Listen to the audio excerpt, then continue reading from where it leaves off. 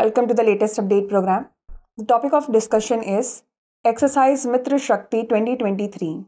The 9th edition of Exercise MITRA Shakti 2023, a joint military exercise between India and Sri Lanka, commenced on November 16, 2023 in Pune, India.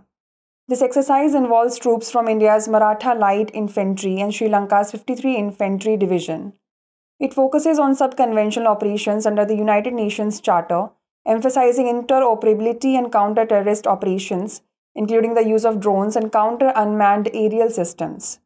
The exercise aims to enhance defense cooperation and bilateral relations between the two nations, sharing best practices in various combat skills for mutual learning.